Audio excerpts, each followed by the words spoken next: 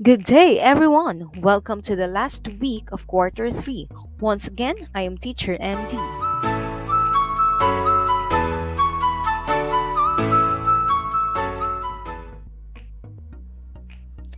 The most essential learning competency that you need to learn and master is how to critique a selection using the historical and reader response approach. In this video, we will talk about two aforementioned approaches.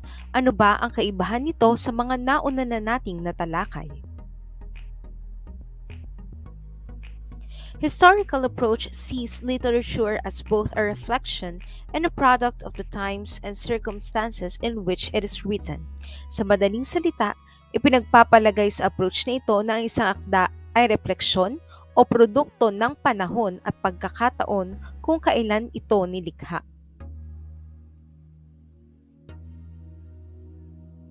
One thing that you need to consider in using this approach is the when of the literary work.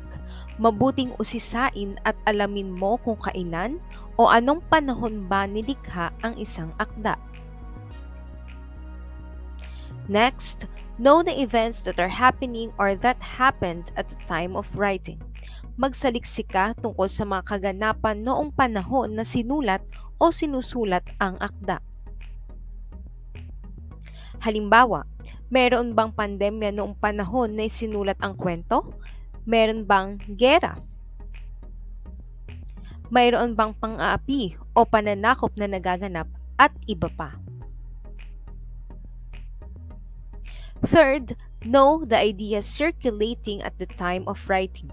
Alamin mo kung ano ang mga paniniwala at laganap na kaisipan noong panahong nabuo ang akda. Fourth, ano ang mga karanasan o naging buhay ng may akda na maaaring may malaking impluensya sa akdang kanyang sinulat? Nakaranas ba siya ng opresyon, ng diskriminasyon, at iba pa? So you have to look at the author's biography and social background. And lastly, what the work meant to the people who first read it. Ano ba ang naging pakahulugan ng akda sa mga unang nakabasa nito, lalo't higit sa mga taong nabuhay noong panahon na sinulat ang akda? Meanwhile, reader response approach recognizes that different people view works differently and that people's interpretations change over time. Sinasabi ng approach na ito na may ambag ang mambabasa sa pagbibigay kahulugan sa isang akda at maaaring maging iba't iba ang pananaw o pagkaunawa ng mga mambabasa sa isang akda.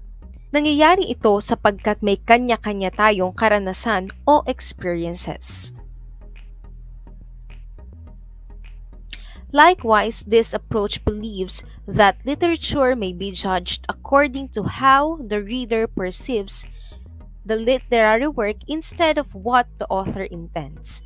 Maaaring bigyang kahulugan ng isang akda ayon sa pagkaunawa ng mambabasa at hindi lang sa kung anong nais iparating na interpretasyon ng isang manunulat o tao.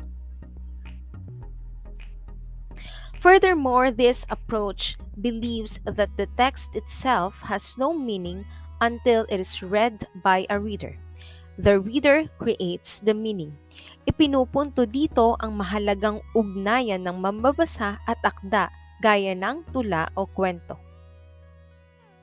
Lastly, in this approach, analysis of the reader's role in the production of meaning makes someone's reading a function of personal identity. Malaki ang bahaging ginagampanan ng mambabasa sa pagbibigay ng kahulugan sa isang akda. Kaya ang pagbabasa ay nagiging personal at maaaring maging daan upang palitawin ang pagkakakilanlan ng mambabasa. However, please note that reader response theory does not actually support the idea that all interpretations are correct. Why? Because readers must justify their reactions or interpretations based on evidence from the text.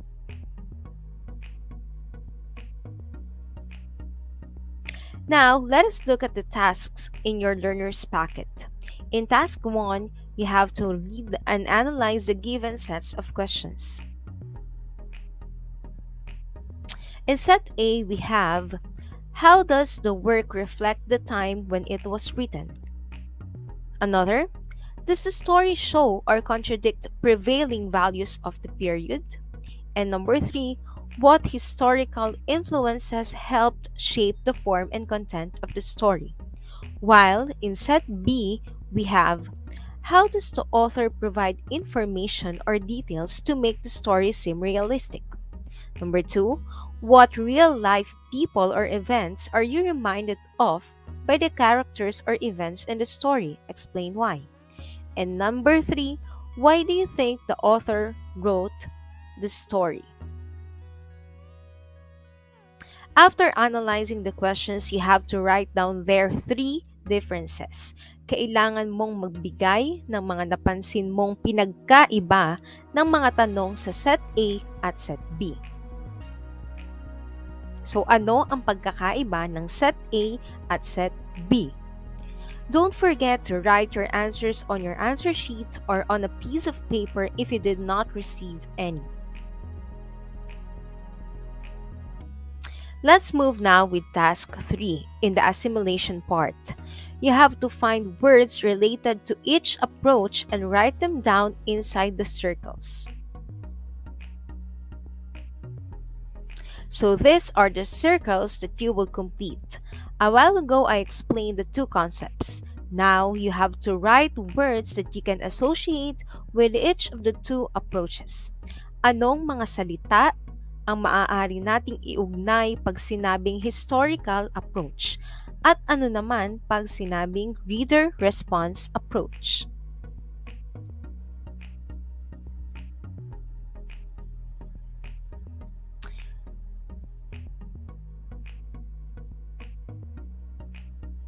How about your performance task in the assignment part? So you have to make your own analysis of the Hunchback of Notre Dame using either historical or reader response approach. Make sure you use sets of questions specific for your choice. The excerpt is on your learner's packet, but if you have read the entire novel or watched the movie or video clip relevant to it, you will gain deeper understanding of the story. Muli, kailangan niyong suriin ang kwento through historical or reader response approach.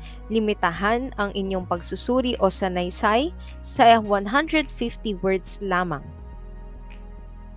At sumulat ng sarili niyong pagsusuri. Your output may be graded using the given criteria.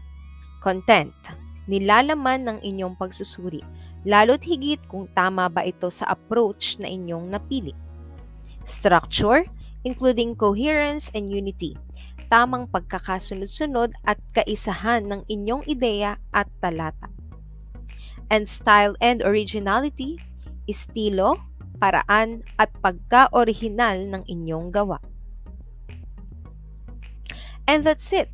I hope you learned a lot today. Do not forget to like, subscribe, and share this video. See you next time!